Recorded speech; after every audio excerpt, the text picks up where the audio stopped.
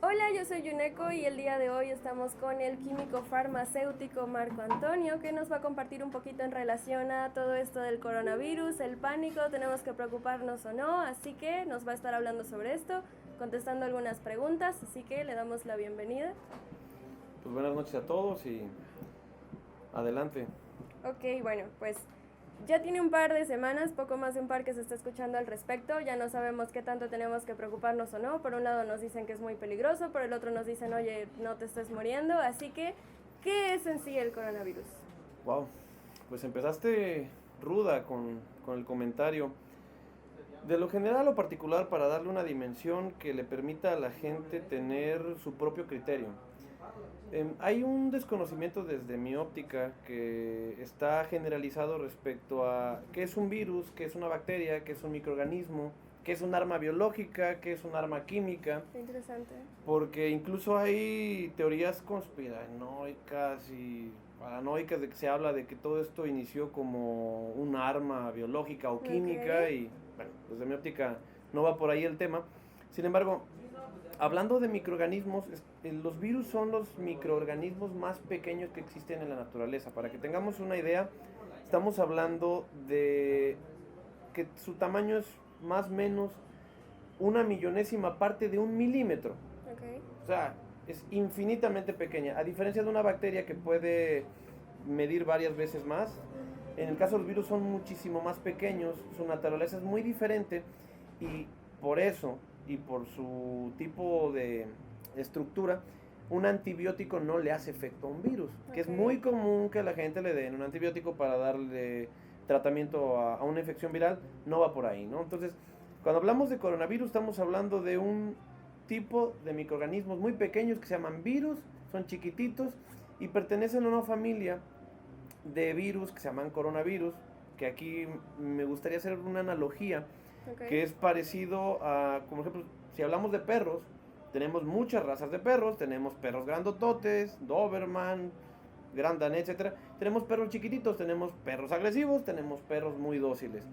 En este caso, dentro de el coronavirus hay varios tipos.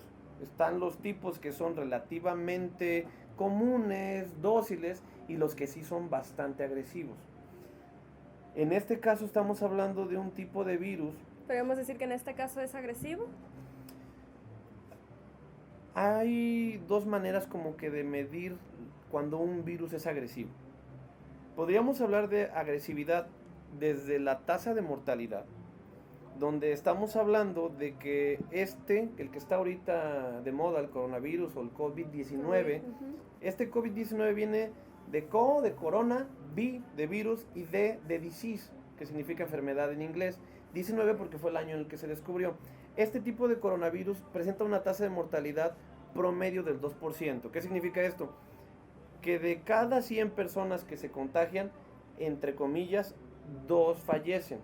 Si Ok. vemos eso en comparación con otro tipo de coronavirus, por ejemplo el SARS, Ujú. que hace 17 años más o menos surgió también en China, ese su tasa de mortalidad era muy superior, era un virus más mortal. Y hay otro que se llama MERS, que incluso llegó hasta tener un 30% de mortalidad. Bastante elevado. De 2 contra 30 estamos Claro. hablando de que pudiera ser un virus no tan letal, no tan peligroso. ¿Cuál es el tema? Hablamos de tasa de mortalidad como una parte de agresividad, pero hay otro que también es qué tan virulento es, qué tan fácil contagia una persona, un animal a la otra. Ok, sí, porque se ha comentado bastante al respecto, como que ahora ya están diciendo en temas de tratar de calmar la paranoia que es de alto contagio pero de poca peligrosidad. Diste el punto clave. Alto contagio, baja peligrosidad. Sin embargo, estamos hablando de que actualmente hay más de 100.000 infectados. Ujú.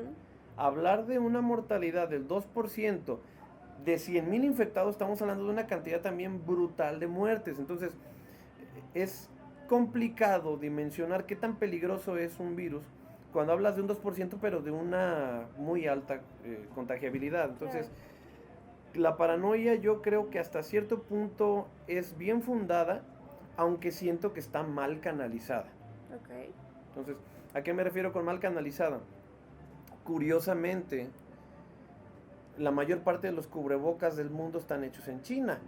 Entonces, al haber toda esta epidemia en China, al haber la cuarentena más grande en la historia de la humanidad que está registrado en China, hay desabasto de la importación de cubrebocas, no nada más en México, en varios países de Europa, en varias partes del mundo.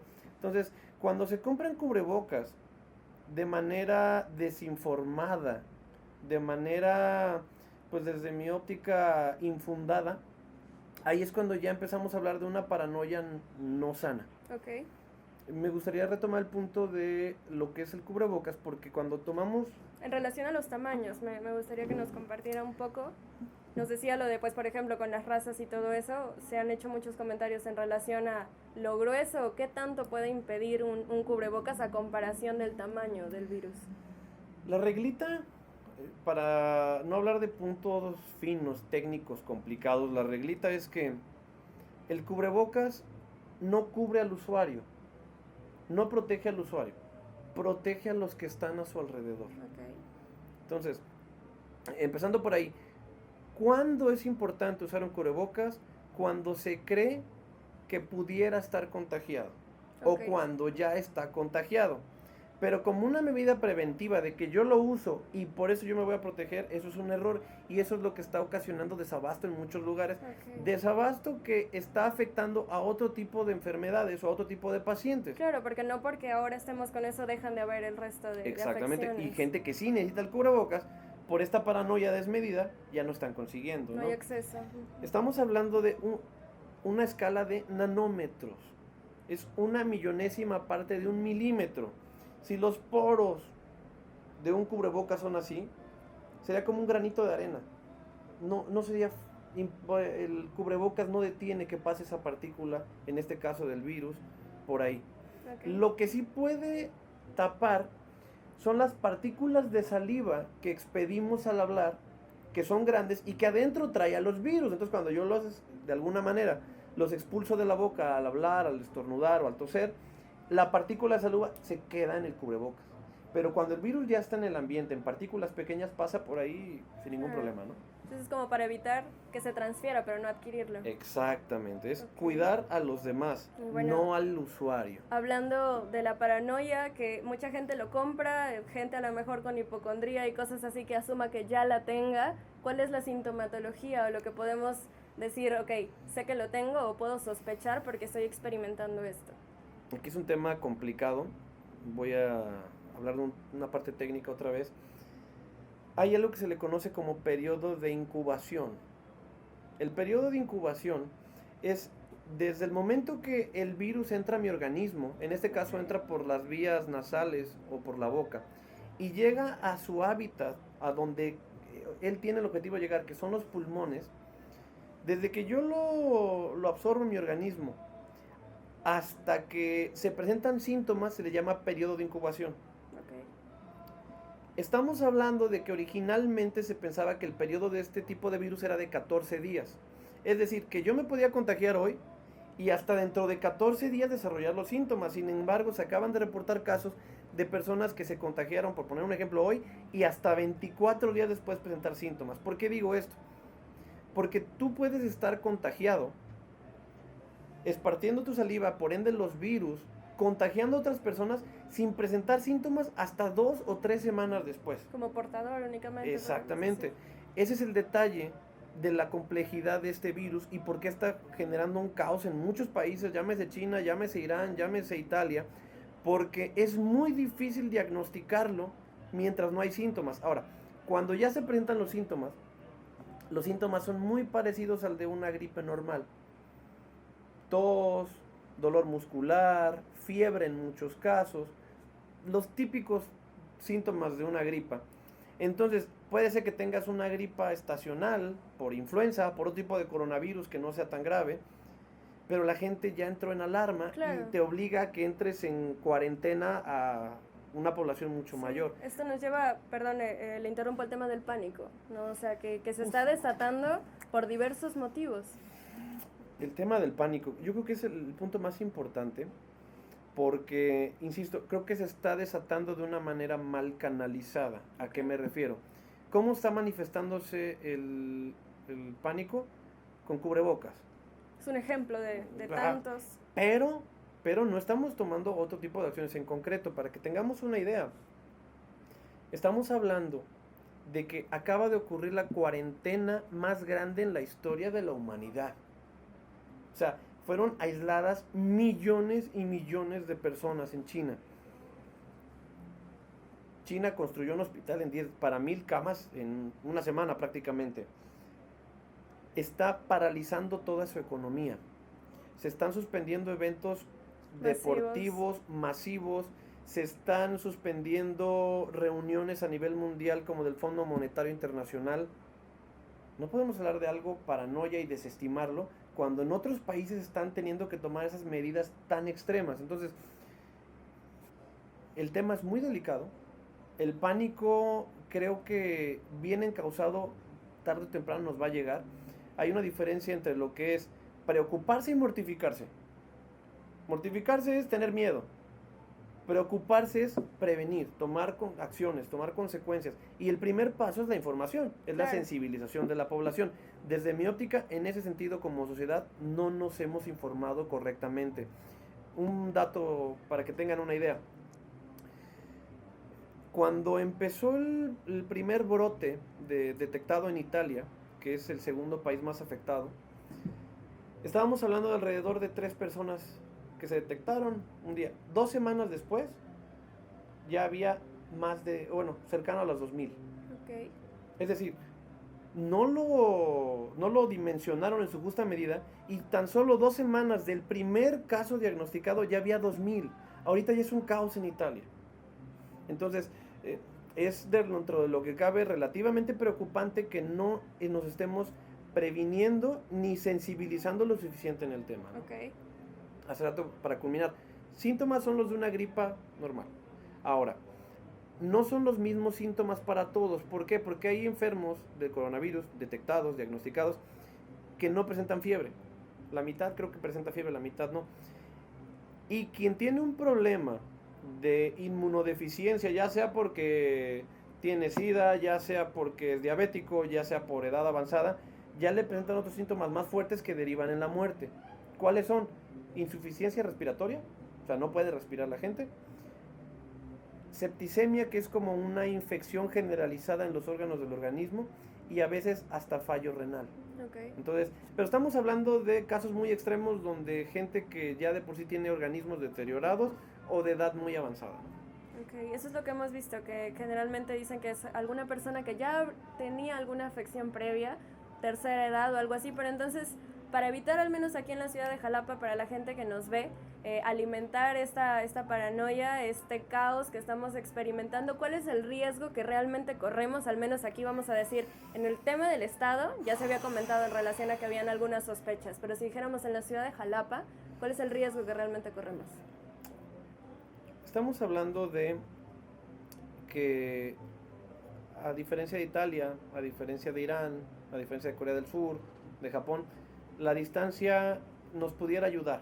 Es decir, no hay tantísimo intercambio con China en lo que respecta a turismo, a personas que haya de cualquier tipo en intercambios, pero sí lo hay con otros países como Italia.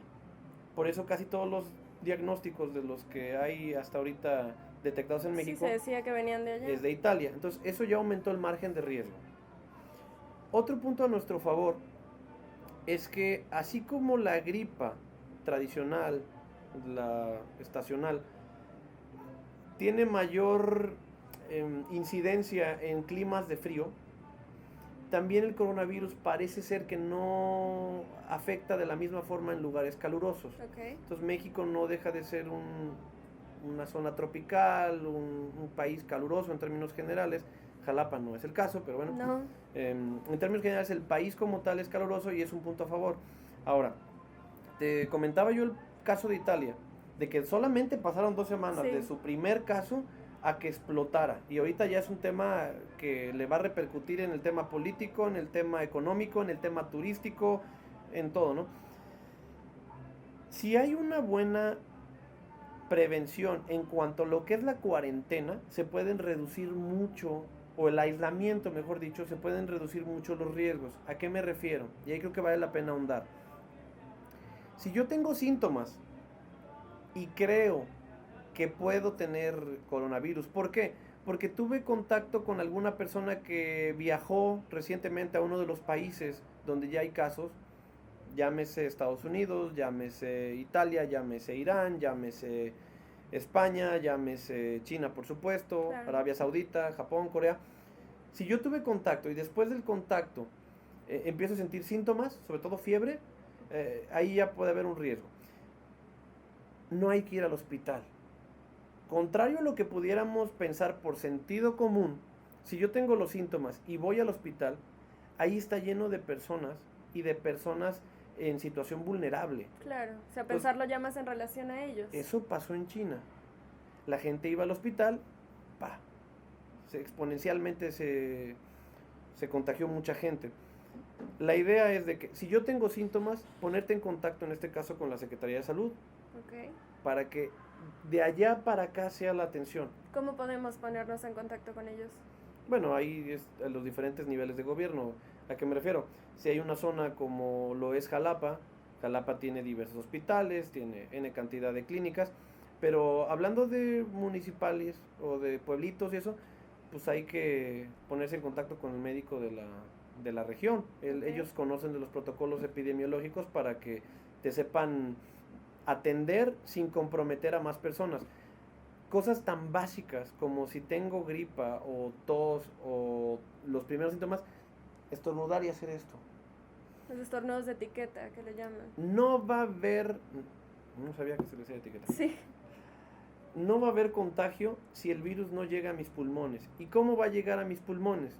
Solamente cuando esas partículas de saliva, de fluidos, porque también pueden ser heces fecales, pueden ser fluidos corporales, es un tipo de virus. Es como que nada de coprofilia por estas fechas. Nada de eso, bueno. Al menos no con gente que esté infectada. Probable contagio. Si están seguros de que no, continúen sus prácticas con las medidas adecuadas. Sí, lamentablemente. Pero retomando el punto. Ya está, se me fue el avión. No, bueno. Regresando al punto, es un virus resistente al tracto digestivo, entonces se inhala, se consume por la boca y puede llegar a heces. Entonces, cuando el virus llega a pulmones es cuando se da la infección. ¿Cómo puede llegar ese virus a nuestros pulmones?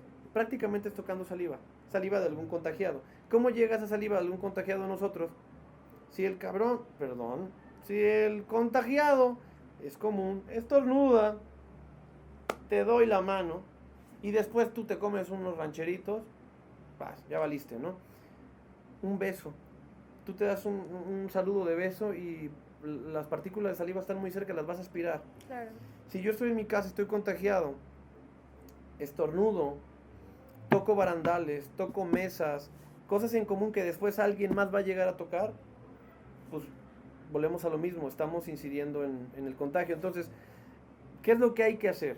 Si tenemos síntomas, primero, estornudar así, taparnos con cubrebocas, ahí sí, para no contaminar a los demás. Cuando ya se están teniendo. Cuando ya está. Sí. Y mucha higiene para esa persona con síntomas. Y cuando me refiero a mucha higiene, lavarse constantemente las manos, su ropa lavarla especialmente. ¿Por qué? Porque pues va a escurrirle a su ropa. Y todo lo que esté en su área, que tiene que estar ventilada. Cuando hablamos de una cercanía de 2 metros a la persona probablemente contagiada, ya estamos hablando de un contacto cercano. Okay. Por eso, entre comillas, te hablan de que las manifestaciones, de que los lugares concurridos como el metro, hospitales y eso, es lo más fácil para diseminar lo más pronto el bicho, ¿no?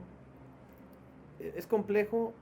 Lo que sí es que cuando tengamos contacto con alguna persona que probablemente haya estado en contacto con alguien que haya sufrido el contagio o que tenga los síntomas, evitar ese contacto físico y de cosas en común. Ok, pues le agradecemos muchísimo por haber estado aquí. Toda esta información es sumamente valiosa. Esperamos que esto no sea únicamente un espacio más donde se habló al respecto y se dijera exactamente lo mismo que ya habíamos escuchado. Así que cualquier comentario a lo mejor solo vamos a estar haciendo llegar a usted. Más adelante venga otra vez porque también acá el señor es cantante, entonces posiblemente venga en el futuro. Así que muchísimas gracias por haber estado aquí. No, gracias a ustedes y cualquier duda se la canalizan a Juno o a Burrito Mood y ya sea que agendemos otra fecha o pues nos ponemos en contacto. Ok, adiós. Ya lárguense a tener una vida.